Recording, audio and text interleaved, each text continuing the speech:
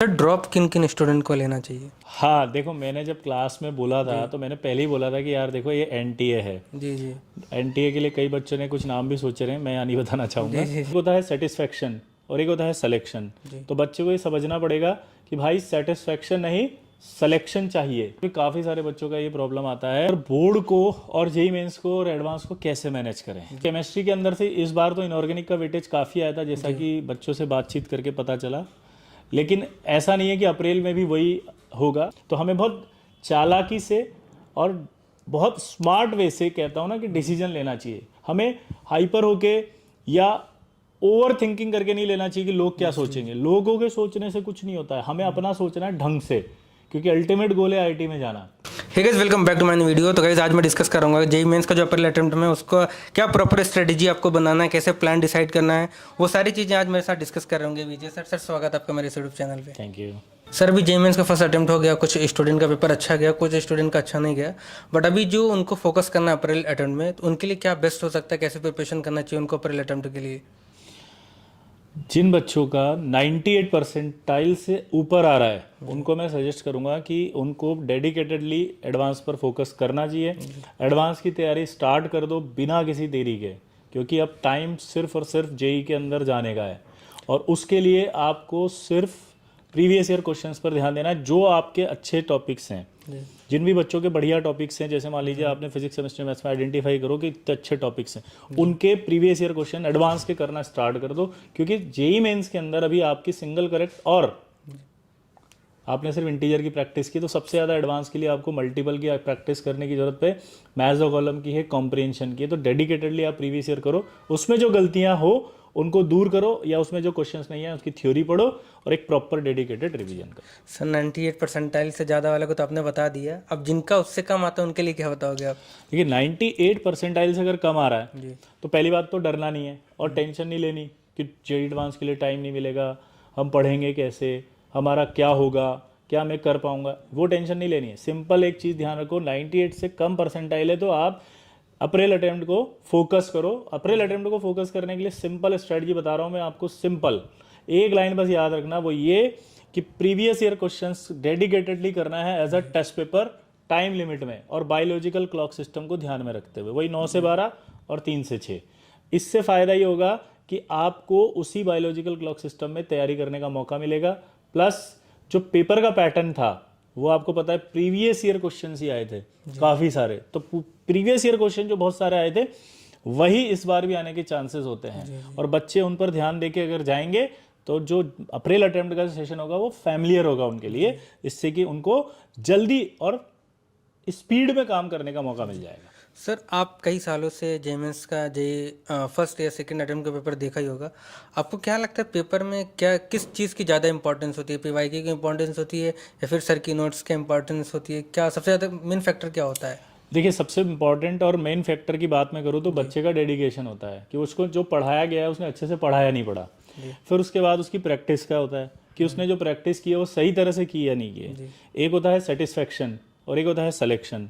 तो बच्चे को ये समझना पड़ेगा कि भाई सेटिस्फेक्शन नहीं, सिलेक्शन चाहिए। तो सिलेक्शन के लिए आपको फोकस करना है अपने आप को, और सिलेक्शन को फोकस करने के लिए प्रीवियस ईयर क्वेश्चंस का भी वेटेज होता है और नोट्स जो टीचर ने पढ़ा उसका भी होता है, क्योंकि नोट्स होता है थ्योरी और प्रीवियस ईयर क्वेश्चंस होता है प्रैक्टिस। तो थ्योरी और प्रैक्टिस जब दोनों कंबाइंड होते हैं तो आपका रिजल्ट बेटर आता है। सर जेई मेंस का जो अप्रैल वाला अटेम्प्ट है उसके दौरान बोर्ड्स भी पढ़ रहा है, तो बोर्ड्स और अप्रैल का अटेम्प्ट को कैसे फोकस करें, बच्चे मैनेज कैसे करें इन दोनों को?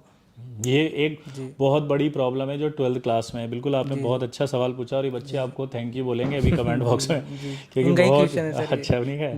तो ये बहुत बड़ी प्रॉब्लम आ रही है, क्योंकि मेरे पास भी काफ़ी सारे बच्चों का ये प्रॉब्लम आता है कि सर बोर्ड को और जेई मेंस को और एडवांस को कैसे मैनेज करें। तो मैं आपको फिर से बता दूंगा बोर्ड वाले बच्चों के लिए कि देखो थ्योरी जो बोर्ड की होती है ना वो तो एनसीईआरटी है, और जेई मेंस जो होता है उसके अंदर प्रॉब्लम्स जो आती है वो एनसीईआरटी से ही आती हैं।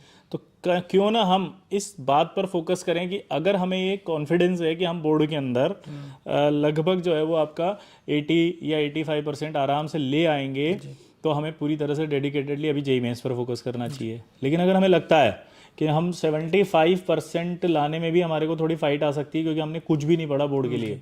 तो आपको पहले बोर्ड के लिए डेडिकेटेडली पढ़ाई करनी चाहिए और प्रीवियस ईयर के बोर्ड के पेपर सॉल्व करना शुरू करो, ताकि आपकी राइटिंग स्किल्स इंप्रूव हो और आपको लिखने का तरीका पता लगे, ताकि मार्क्स अच्छे आ सके, एटलीस्ट 75% क्राइटेरिया, ताकि नेक्स्ट ईयर, हाँ नेक्स्ट ईयर के लिए आपको किसी तरह का रिस्क ना हो। वरना ऐसा ना हो कि अगले साल इम्प्रूवमेंट देना पड़ जाए आपको, तो वो भी आपके लिए बहुत भारी पड़ सकता है। तो हमें बहुत चालाकी से और बहुत स्मार्ट वे से, कहता हूँ ना, कि डिसीजन लेना चाहिए। हमें हाइपर होके या ओवर थिंकिंग करके नहीं लेना चाहिए कि लोग क्या सोचेंगे। लोगों के सोचने से कुछ नहीं होता है, हमें अपना सोचना है ढंग से, क्योंकि अल्टीमेट गोल है आईटी में जाना। अब वो इस साल जाओ या अगले साल, आपका तरीका होना चाहिए कि कैसे जा सकते हैं, वो आपको खुद सेल्फ एनालिसिस करना है। सर जिनका बोर्ड में 75% से कम आता है और उनका सपना है आईआईटी में जाना, तो उनके लिए क्या टिप्स देना चाहोगे आप? देखिए, अभी तो सबसे पहले मैं ये टिप दूंगा कि बेटा अभी तो 75 परसेंटाइल से कम लाना ही नहीं है। बस आपको सेल्फ एनालिसिस ये करना है कि हम 75 परसेंटाइल से कम ना लाएं, इसके लिए हमारी तैयारी कितनी है। अगर हमारी तैयारी बहुत कम है तो हमें पूरी तरह से बोर्ड पर फोकस करना है, और अगर हमारी तैयारी ठीक है, हमें कॉन्फिडेंस है कि हम कर लेंगे, तो जेईई मेंस पे फोकस करना है, ठीक है। और अगर दोनों ही, मतलब एनालाइज ही नहीं कर पा रहा मैं कि क्या हो रहा है, मुझे नहीं पता कि मेरी तैयारी कैसी है, तो मेरा ये मानना है कि 12 घंटे आप पढ़ते हो, तो 12 घंटे में से 6 घंटे आप बोर्ड के लिए राइटिंग स्किल्स इंप्रूव करो और 6 घंटे आप जेईई मेंस के लिए प्रीवियस ईयर क्वेश्चंस की प्रैक्टिस करो। तो यानी कि ऐसे मान के चलो कि आधा दिन आपको बोर्ड को डेडिकेट कर दो और आधा दिन आप जेईई मेंस के लिए डेडिकेट कर दो। सर आपने जनवरी अटेम्प्ट का तो पेपर देखा ही होगा केमिस्ट्री का, अब आने वाला है अप्रैल अटेम्प्ट जेईई मेंस का, तो आपके हिसाब से केमिस्ट्री का किस पोर्शन से वेटेज किस टॉपिक का ज़्यादा था?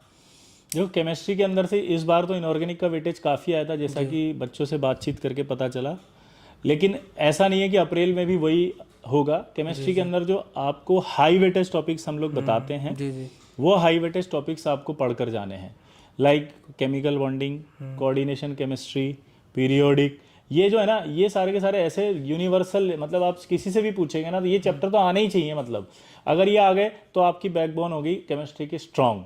इलेक्ट्रो पढ़ जाएं, सॉल्यूशंस पढ़ जाएं, इसके अलावा आप ऑर्गेनिक में जीओसी पढ़ जाएं, ठीक है, आइसोमेरिज्म पढ़ जाएं, नेम रिएक्शंस होती है कुछ, वो पढ़ कर जाएं, बायोमोलिक्यूल पढ़ कर जाएं। तो ये एक ओवरऑल हाई वेटेज टॉपिक्स की लिस्ट होती है, वो आप अगर अच्छे से देख के चले जाते हैं तो आपको आसानी रहती है केमिस्ट्री में। सर ड्रॉप किन किन स्टूडेंट को लेना चाहिए? ड्रॉप उन सभी बच्चों को लेना चाहिए जिनका सपना आईआईटी जेईई में जाने का है जी।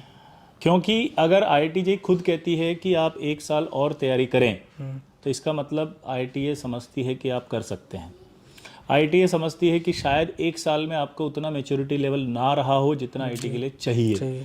तो आईआईटी जेईई के जो इतने बड़े दिग्गज या एक्सपर्ट्स हैं, उन्होंने जब आपको ये कहा है कि आप 1 साल और तैयारी कर सकते हैं, तो मुझे लगता है कि जिस लेवल का एग्ज़ाम है और जिस लेवल पर उस एग्ज़ाम की वैल्यू है, उस लेवल पर तो मुझे लगता है अगर एक चांस मिल रहा है तो सब बच्चों को देना चाहिए, क्योंकि ये आपके लिए बहुत बड़ी गोल्डन अपॉर्चुनिटी है क्रैक करने की। सर मैंने आपके लाइव सेशन में आप ले रहे थे, तो उसमें स्टूडेंट कमेंट कर रहे थे कि सर आपने जो डिलेटेड पोर्शन का बताया था कि क्वेश्चन आने की प्रोबेबिलिटी है, तो सर आपको लगा था कि हाँ इससे आ जाएगा क्वेश्चन? हाँ देखो, मैंने जब क्लास में बोला था तो मैंने पहले ही बोला था कि यार देखो ये एनटीए है जी। एनटीए के लिए कई बच्चों ने कुछ नाम भी सोचे रहे हैं, मैं यहाँ नहीं बताना चाहूँगा। तो मुझे मालूम था कि आएंगे, जैसे मेटलर्जी, अब मेटलर्जी का एक क्वेश्चन था उसमें, एस ब्लॉक का भी क्वेश्चन था। तो इस बार भी मेरा ऐसा मानना है कि मेटलर्जी और एस ब्लॉक में से क्वेश्चन आएंगे। तो डिलेटेड जो भी चैप्टर्स हैं, हाँ अप्रैल अटेम्प्ट में पक्का आएगा।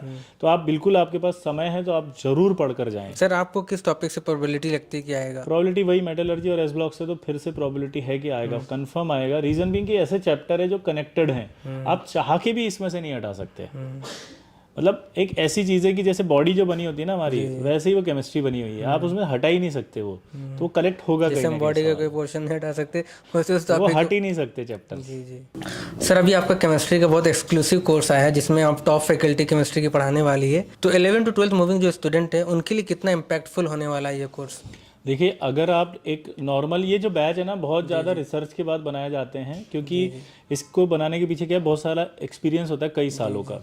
तो आपको भी पता है, आप भी बच्चों के कांटेक्ट में रहते हैं, तो सर बच्चे तो आप लोगों का इतना कमेंट करते हैं कि मतलब एक गॉड ऑफ इनऑर्गेनिक केमिस्ट्री आपको बच्चे कहते हैं। मतलब एक साथ एक प्लेटफॉर्म पे मिलना सर एक तरीके से इम्पॉसिबल है। हाँ, इंडिया के किसी भी प्लेटफॉर्म पे मैंने ऐसे टीचर तो नहीं देखे केमिस्ट्री के सर जी। तो वही मेरा कहना था कि जो बैच है, जैसे आप भी कांटेक्ट में रहते हैं, तो आपको पता होगा कि 11th बर्बाद, 11th बैकलॉग, 11th बर्बाद हो गया। 11th में कुछ नहीं आता, और उसी डर से 12th कुछ नहीं कर पाते। जी जी। तो ये पूरा का पूरा जो क्राउड है वो ड्रॉपर में जाता है फिर, और वो अगले साल तैयारी करता है, यानी अपने सपने को पूरा करने के लिए उसके पास 3 साल का टाइम हो जाता है जो बर्बाद हो चुका है। तो अब उसके पास कोई ऑप्शन होता नहीं है। अच्छा, ऑप्शन होते हैं अगर, तो वो रिलायबल नहीं है। रिलायबल इन द सेंस कि वो सच में 11th कराएंगे कि नहीं कराएंगे, पहली चीज। वो उस डेप्थ में कराएंगे कि नहीं कराएंगे, दूसरी चीज। क्या उनकी 11th कराने से वो 12th से कनेक्ट होगा कि नहीं होगा बच्चा।